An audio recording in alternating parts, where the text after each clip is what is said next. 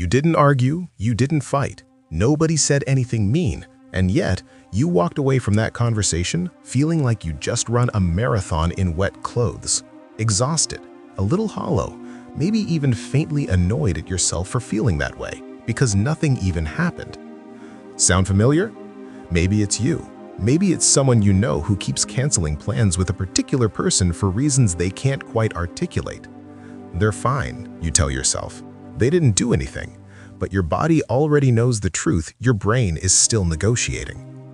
Here's what's wild. The most draining people in your life are often not the ones screaming at you. They're the ones who smile, nod, and leave you strangely empty.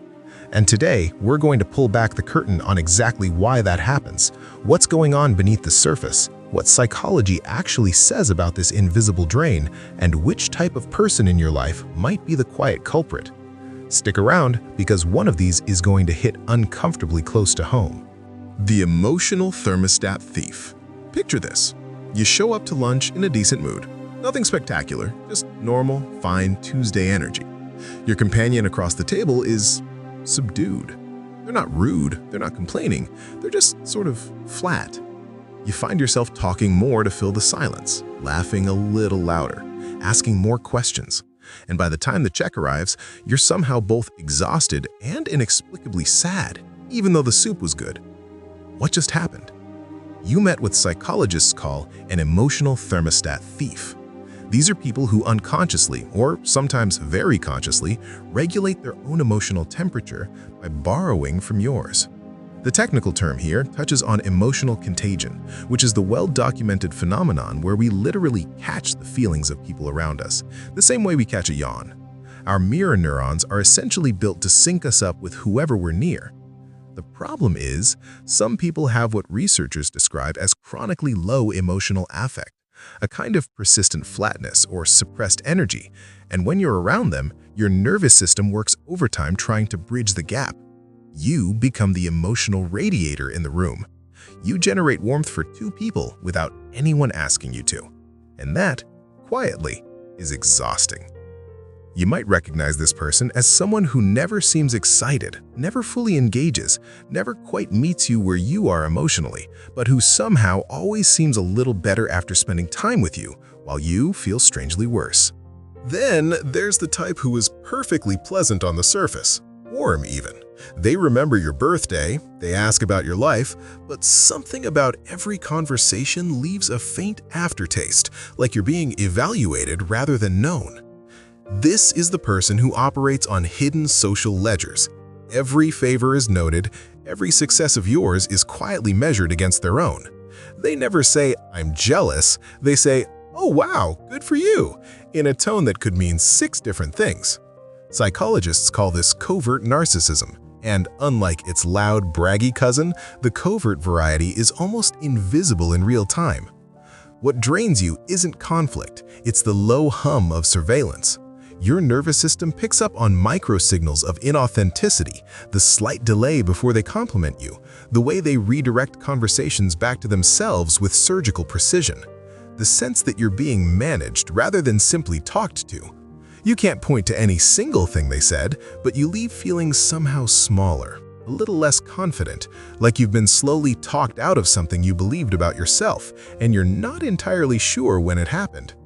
The crisis carousel. But here's the twist. Some of the most draining people are also the ones you love most fiercely. The friend who is always in some form of turmoil. The family member for whom life is a relentless emergency.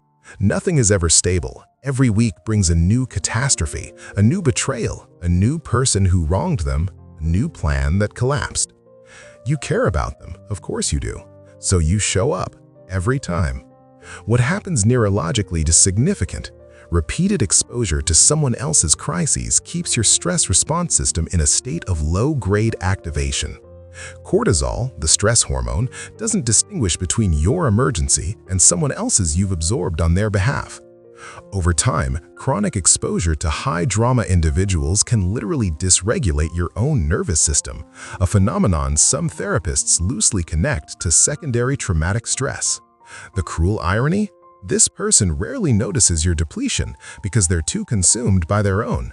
There's no villain here necessarily, But the drain is absolutely real, and your body keeps the score even when your loyalty tells you to ignore the bill. The subtle underminer, another profile, and this one requires a slow blink to spot. They're the person who supports you just enough to stay in your life, but not quite enough to actually see you flourish. They agree with your ideas, then list 3 reasons they probably won't work. They celebrate your wins with a "but just be careful" attached. They frame doubt as wisdom and call it caring about you. Psychology has a name for the underlying dynamic: passive aggression, rooted often in unresolved envy or their own arrested ambitions. But the mechanism of the drain is something subtler. It's cognitive load.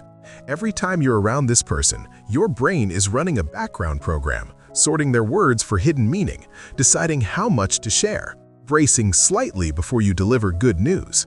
That background program costs energy, significant energy, even if the conversation itself seems completely normal.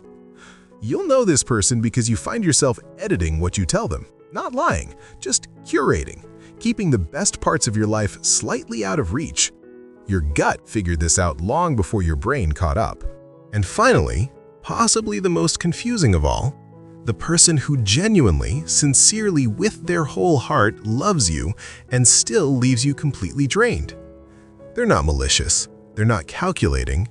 They're just a lot. They need constant reassurance.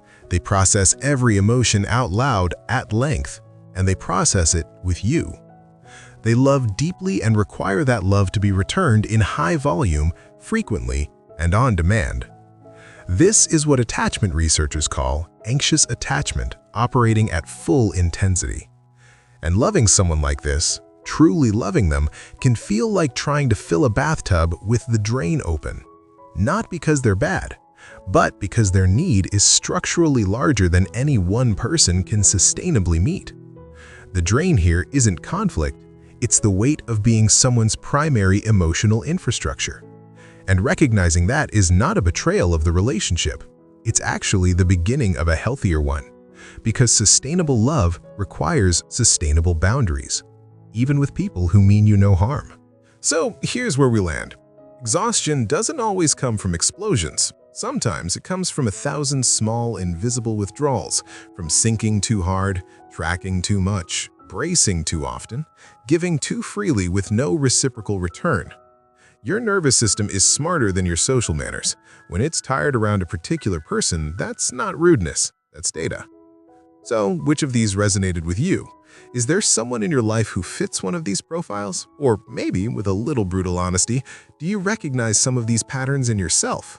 Drop it in the comments, no judgment. This stuff is layered, and talking about it is how we start to see it clearly.